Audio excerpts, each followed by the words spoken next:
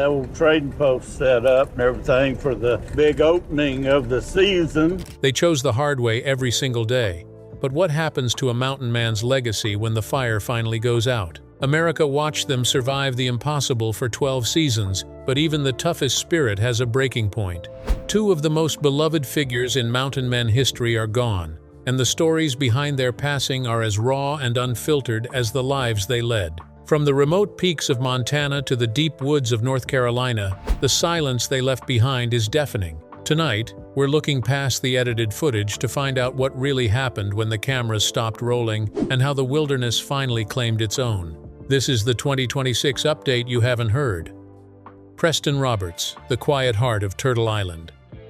Yeah, my name's Preston Roberts, and I've been living out in the woods for a long...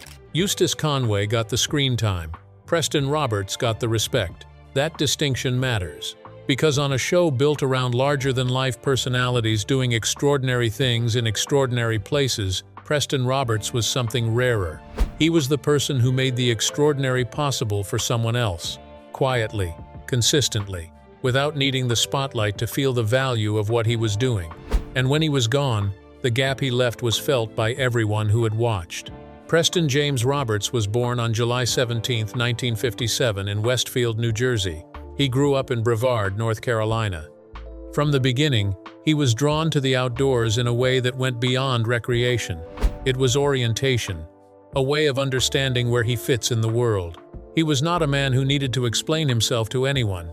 He simply showed up and did the work, and the work spoke. He attended Atlantic Christian College before earning his degree in art education at Appalachian State University. That combination of formal education and practical instinct defined everything he did afterward. He was not the kind of man who chose between thinking and doing. He did both, simultaneously, to an unusually high standard. For 25 years, he taught art at East Wilkes High School in North Carolina's Wilkes County school system. He was named Teacher of the Year twice. The people who worked alongside him described someone who genuinely brought out the best in every student he encountered. Someone whose knowledge and perspective were worth stopping to hear whenever he chose to share them. I'm a co-founder of that camp. It's an outdoor education center where we teach about the natural world. And Eric Barker, who served as principal at East Wilkes when Preston was teaching there, described him after his death as a true gentleman. He said Preston brought out the best in his students. When he had something to say, people wanted to listen. His knowledge and personal take on things would have been of value to the school and community for years to come. That is not a generic tribute. That is a specific, earned description of a specific, irreplaceable person. But the classroom was only one dimension of who Preston Roberts actually was. cheers to you, brother. Good luck. Look at it sucking that thing. The other dimension began in 1982 when he met Eustace Conway. Two young men are finishing their formal education and drawn toward the same understanding of what a life well lived might actually look like. They connected immediately. The bond formed fast and ran deep. They went on to ride horses across North and South Carolina together. They made a buggy ride across the country. They thought alike about the things that mattered most to both of them, and they built something together that would outlast their individual ambitions. That something was Turtle Island Preserve, a 1,000-acre outdoor education camp near Deep Gap, North Carolina, built on the principle that direct contact with the natural world is not a luxury, but a necessity for genuine human development. Preston co-founded it alongside Eustace. He sat on the board of directors.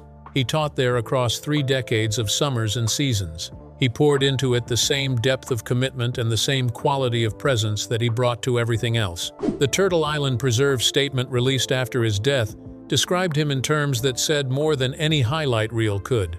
They called him practical as well as creative. They said over any abyss, he would find a way to build a bridge whose quality was matched only by its beauty.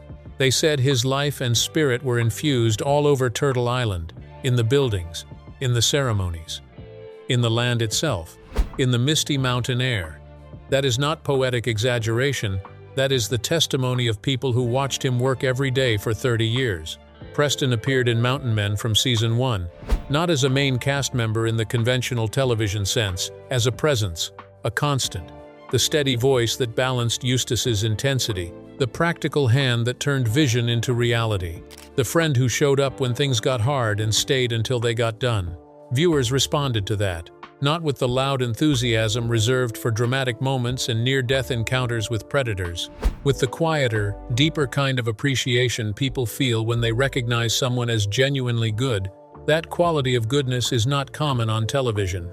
Most formats don't reward it. Mountain Men somehow captured it in Preston Roberts across 6 seasons and 70 episodes, and the audience knew what they were seeing. Here is the question that this section is really answering. What happened to Preston Roberts?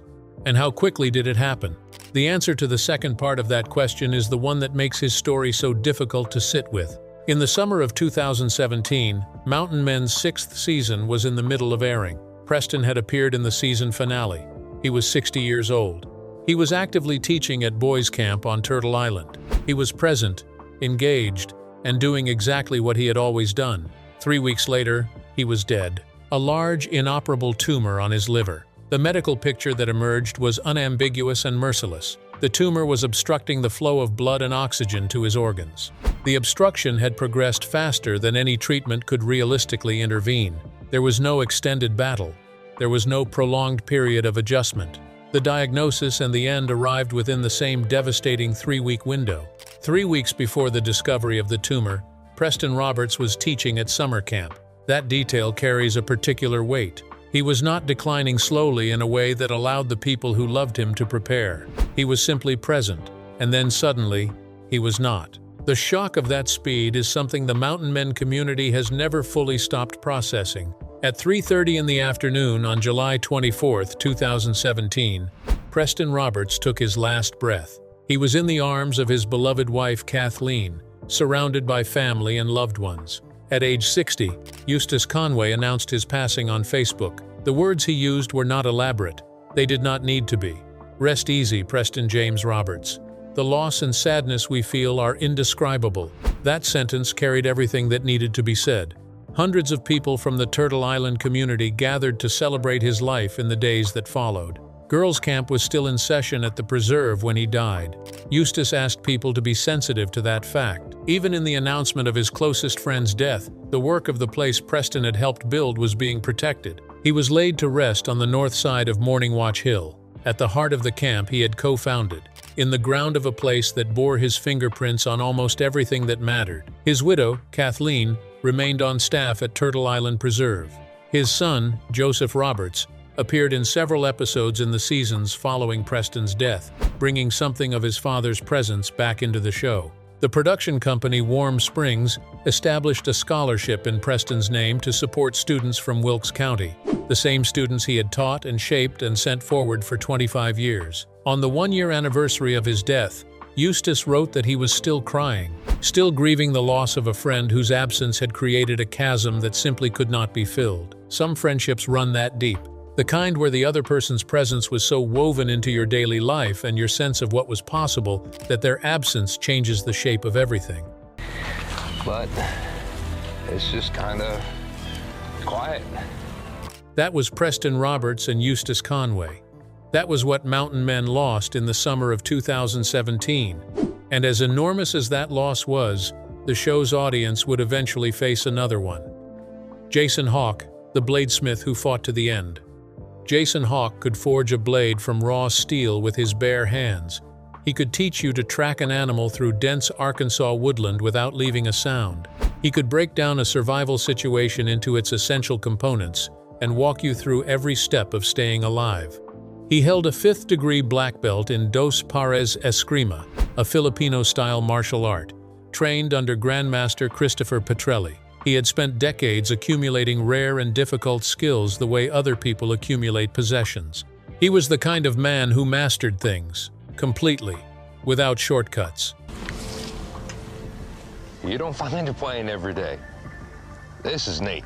Cancer was the one opponent he could not beat, but the way Jason Hawk faced that opponent across 4 brutal years said everything about the character of the man that Mountain Men had introduced to the world. His birth name was Patrick Baldwin. He was born in June 1975 in Fort Smith, Arkansas. His father, Jim, was a former Army Special Forces instructor who later became a carpenter and artist. His mother, Andrea, was an artist and equine therapist. He grew up in a household where skill was the currency that mattered most. where practical knowledge was respected above almost anything else, where a person was measured by what they could do with their hands and their mind under pressure.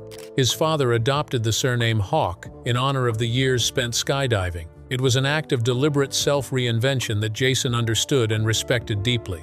As an adult, he chose his own name. He became Jason Hawk, and he carried that name with the weight of someone who had decided exactly who he intended to be. He learned blacksmithing under mastersmith Tai Gu, not as a hobbyist, not as someone picking up a weekend craft. As a student committed to mastery, he worked at the forge for years, developing his technique through hundreds of hours of practice, failure, and refinement, until the metal began to do what he asked of it. He eventually earned certification as an American Bladesmith Society mastersmith. That designation is not handed out generously. It requires demonstrated excellence across multiple categories of blade making, assessed by some of the most experienced practitioners in the country. Jason earned it honestly and completely. I'm gonna go back to the shop, get my goods, and then hopefully... He founded Jason Hawk's Outlaw Forge Works, A version of an early Saxon knife. It's really an all-purpose. built a loyal customer base of people who understood the difference between a commercially produced blade and something made by a genuine craftsman who had poured his knowledge and intention into every inch of the metal. His online store reached both local and international buyers. His handicrafts combined modern techniques with traditional design. They were objects with a soul. In 2007, he attended a primitive skills gathering called Winter Count. That is where he met Mary Friccione. They bonded over shared values, a shared appreciation for traditional craftsmanship, a shared commitment to living deliberately, and close to the skills that most of the modern world has abandoned. They married in October 2014 after years of building a life together. Their daughter River was born on December 29, 2008. Jason also had a son named Kamui, known as Kai, whose passion for the forge mirrored his father's, with a precision that moved viewers as they watched their relationship on screen. And a daughter, Madeline, called Maddie. The family that the Mountain Men showed the world was real. The teaching, the learning, and the passing of knowledge between generations were genuine. It was not constructed for cameras. It was simply what the Hawk family did every day. Mountain Men found Jason in 2015 when he joined the cast for Season 6. His segments were set in the Ozark Mountains of Arkansas. What made them compelling was not just the bladesmithing itself, though watching Jason work raw metal into something beautiful was genuinely hypnotic television. It was the teaching underneath every segment. Jason was always transmitting knowledge, to his children, to his community, to anyone willing to pay close enough attention to receive it.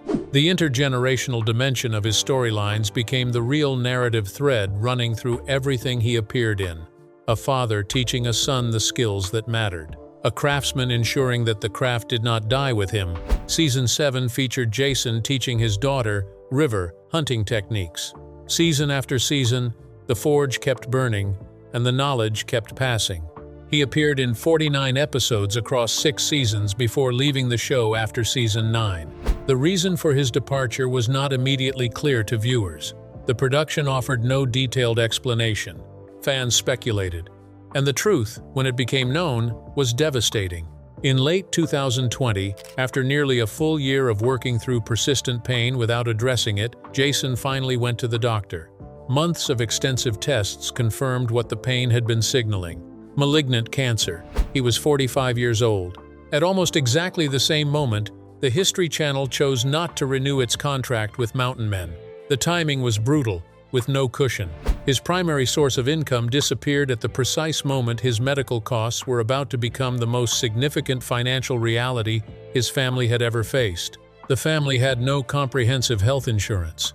Every treatment, every appointment, every hospitalization would need to be paid for out of pocket or through the generosity of people who cared enough to contribute. Mary Friccione launched a GoFundMe campaign. She wrote with honesty and courage about what the family was facing. She described Jason's diagnosis, the recommended treatment plan, the financial reality of covering aggressive chemotherapy and radiation, and eventual surgery without insurance. The initial fundraising goal was set at $130,000. 487 donors contributed approximately $46,000 in the first period of the campaign. That gap between the goal and what was raised tells you more than any statistics about medical costs in America ever could. Jason underwent 6 weeks of intensive chemotherapy and radiation 5 days a week, followed by months of stronger chemotherapy, then surgery in November 2022, targeting the tumor. The surgery was difficult, the recovery was hard. But there was a period when the treatment appeared to make a genuine difference, a period in which Jason was back at the forge, back teaching, back being the person his family and community needed him to be. Then came July 2024, a hospitalization for severe dehydration and significant weight loss, a CT scan that revealed what everyone had feared, suspicious tissue in his lungs and abdomen. A biopsy confirmed the cancer had returned. The tumor had grown around and blocked his lower intestine, requiring surgical intervention to bypass the obstruction. By the autumn of 2024, the situation had become irreversible. Cancer had spread to his lungs, his abdomen, his liver, and his lymph nodes. Jason was placed on palliative chemotherapy and moved to in-home hospice care. He could no longer stand for more than a minute. He became completely dependent on the care of his family and the hospice team, who visited weekly.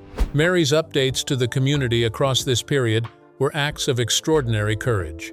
She kept people informed with honesty and without self-pity. She accepted the community's care and support without apology. She maintained the dignity of her family's story even as the hardest chapter of it was playing out in the most public way. Despite everything, Jason continued forging blades for as long as his body would allow. He remained mentally present and committed to his craft until the physical ability to practice it was taken from him. His son Kamui was learning. The next generation of the forge was being prepared even as Jason's own time at the anvil was coming to its end. On January 28, 2025, Jason Hawk passed away peacefully at home in Arkansas. He was 50 years old. He was surrounded by the family he had spent his entire adult life preparing for the world without him. Mary confirmed his passing in a private memorial post, which was later echoed on multiple tribute pages and obituary notices. He had passed at home, surrounded by love. Those were the words she used. Surrounded by love. After 4 years of fighting. After everything the illness had taken from him and demanded of the people around him. He is survived by his wife, Mary, his son Kamui, who has continued operating Outlaw Forge Works and carrying his father's blade, making tradition forward into the next generation. His daughters, River and Madeline, and the community of people who had watched and supported and grieved alongside the Hawk family for 4 years. When you go back to knives of this age, it was your hunting knife, it was your chef knife. A memorial was held in June of 2025, following Jason's own wishes about how he wanted to be remembered and celebrated. The blades are still being made. The name still lives in the metal. And the skills Jason spent his entire life mastering and transmitting are still being passed forward by the hands he trusted most. That is not a small legacy. For a man who measured everything by what you could build and what you could teach, it is precisely the right one. The real cost of the off-grid life. Mountain men made independence look like freedom, and in many ways it was. The open land, the silence, the satisfaction of building something with your hands that actually holds. The dignity of knowing exactly what you are capable of when everything is stripped back to what matters. The freedom of answering to no one. Of measuring your day not by meetings and deadlines but by whether you ate, whether you stayed warm, and whether the things you built still stood. That version of the story is real. It is not manufactured for television. The men and women on Mountain Men were genuinely living the life the cameras documented. The wilderness was genuinely dangerous. The winters were genuinely brutal. The skills were genuinely hard-won and genuinely essential. But there is another version of the story, one that the cameras rarely lingered on, one that the deaths of Preston Roberts and Jason Hawk brought into sharp and uncomfortable focus. Living off the grid is not just physically demanding. It is financially precarious in ways that most viewers sitting in centrally heated living rooms with employer-provided health plans never fully consider while watching. Think about what that life actually requires at its most practical and unsentimental level. No employer provides health coverage. No pension accumulating quietly in the background. No sick pay when the body stops cooperating. No short-term disability cover bridging the gap between diagnosis and treatment. No human resources department is coordinating anything. Every month is a direct calculation between what the land, the craft, and the television contract provide, and what the basic demands of life cost. In good seasons and good health, it balances. The moment serious illness enters the equation, the balance collapses almost immediately. Preston Roberts had something that partially cushioned that reality. He had spent 25 years as a public school teacher in the Wilkes County school system before retiring in 2010. That career gave him a stable income history, and whatever modest retirement provision a long-term public school employee accumulates across a quarter-century of service. It was not wealth, but it was a foundation. And the brutal speed of his illness, as devastating as it was for everyone who loved him, meant there was no prolonged financial drain. No months of accumulating medical bills consumed everything the family had built. The tumor found him, took him in 3 weeks, and left his widow and children to grieve without the compounded cruelty of financial ruin layered on top of their loss. That is a terrible sentence to write, but it is an honest comparison. Jason Hawke had no such cushion, and the circumstances of his illness and his departure from the show arrived simultaneously in a way that removed every layer of financial protection his family might have leaned on.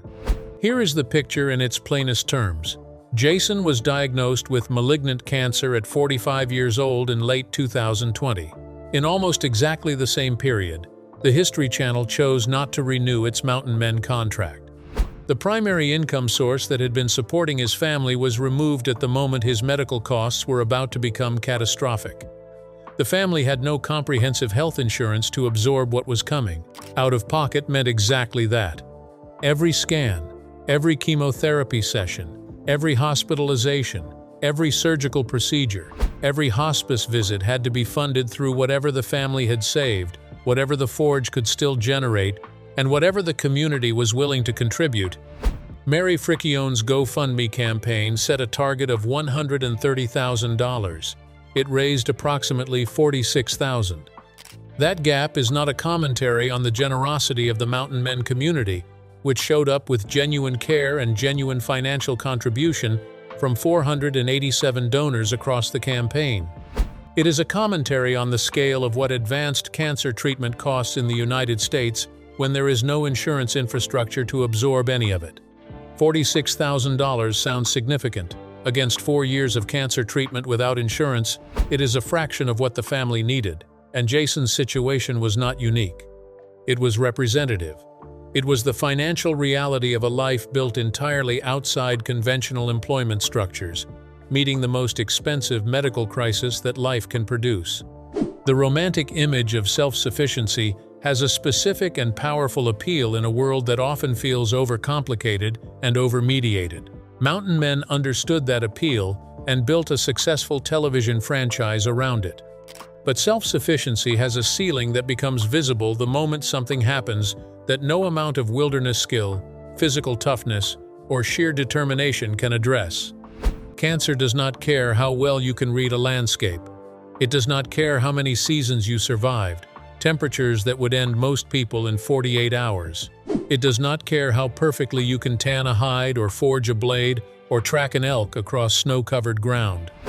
What it cares about is whether the infrastructure exists to treat it early enough and aggressively enough to give you a fighting chance. And for people living the life Mountain Men documented, that infrastructure is largely absent. This is not a criticism of the choice those men made about how to live. It is an honest acknowledgement of what that choice costs when the worst happens. The freedom from the conventional world that made their lives so compelling to watch came bundled with a vulnerability that the conventional world's structures were specifically designed to address. When you opt out of those structures completely, you are also opting out of the safety nets embedded within them.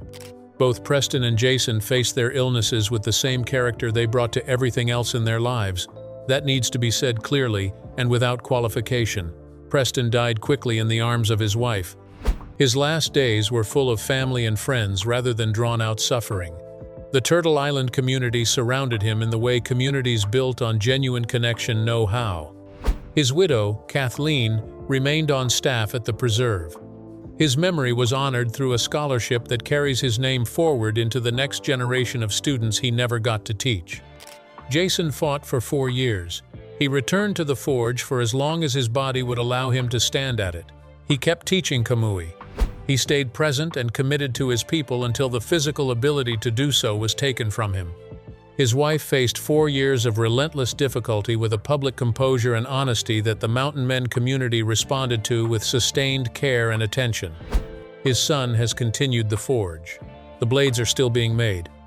What the mountain men community gave back to both families in the wake of those losses was real and significant. Scholarship funds, sustained financial contributions, tribute videos. Fan communities have kept the memories of Preston Roberts and Jason Hawk actively present in online spaces years after their passing. These are meaningful acts.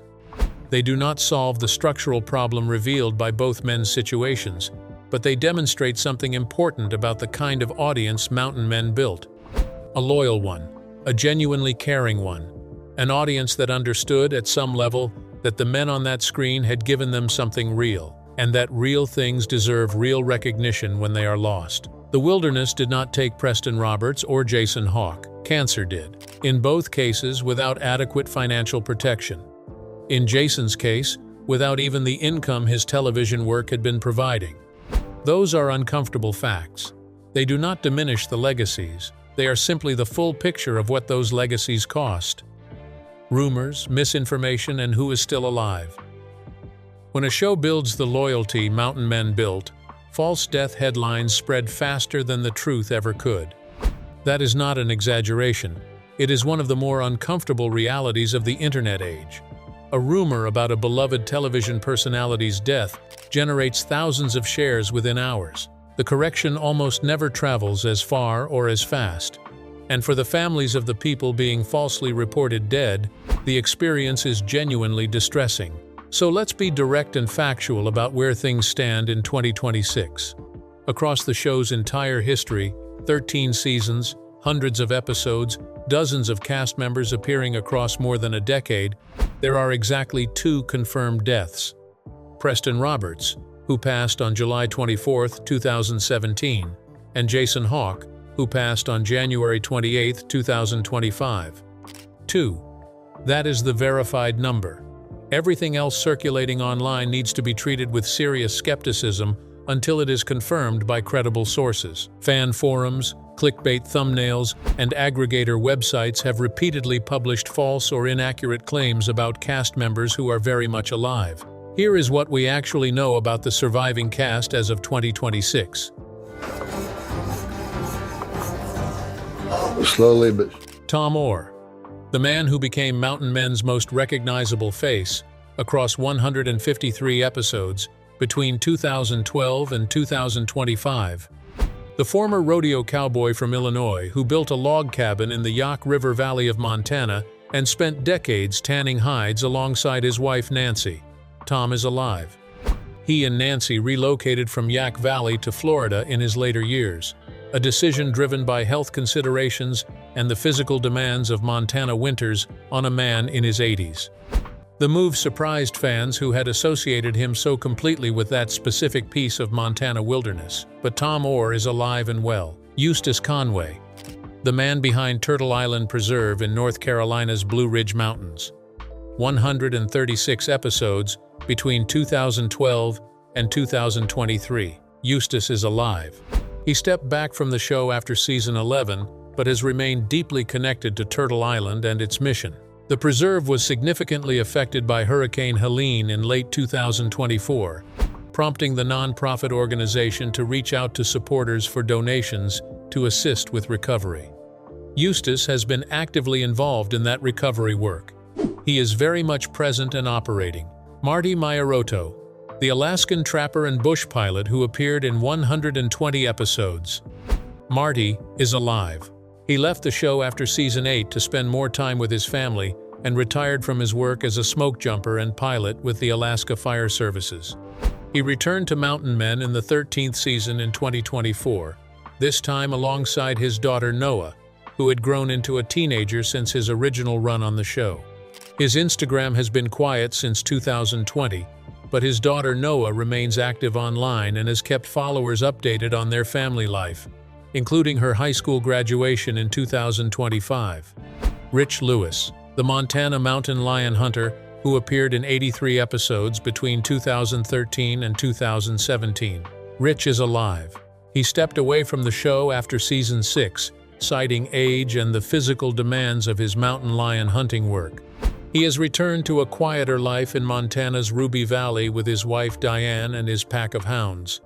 Morgan Beasley, the self-described eccentric who lived in the Alaska Range alongside his partner Margaret Stern across 78 episodes between 2015 and 2019. Morgan is alive. He left the show after his storylines concluded and has remained off the public grid in a way that has always been consistent with who he is. Now here is the question worth asking directly. Why does misinformation about mountain men cast member deaths spread so relentlessly and so effectively? Several reasons work together to fuel this. The show's cast are older individuals living in genuinely remote locations with limited social media presence. When they go quiet online, which they frequently do simply because that is how they live, speculation fills the vacuum immediately. Clickbait channels have learned that mountain men death headlines generate significant engagement among a devoted, emotionally invested audience of millions. The responsible thing any mountain men fan can do when they encounter a death claim online is straightforward. Check whether the claim comes from a verifiable source, a family statement, a legitimate news outlet, an official production announcement. If none of those sources are confirming it, treat it as unverified and do not share it. Preston Roberts and Jason Hawk deserve to be remembered clearly and accurately. Their stories are powerful enough on their own terms. They do not need a company that has not been earned. Preston Roberts built a bridge over every abyss he encountered. That was how his community described him. And it was true until the very end. Jason Hawk kept forging blades until his hands could no longer hold the metal. His son carries that craft forward today. 2 men, 2 different corners of the American wilderness. 2 deaths that hit the mountain men community harder than anything the show's cameras ever captured. They lived on their own terms. They faced the worst on their own terms. And they deserve to be remembered with the same honesty and clarity they brought to everything else.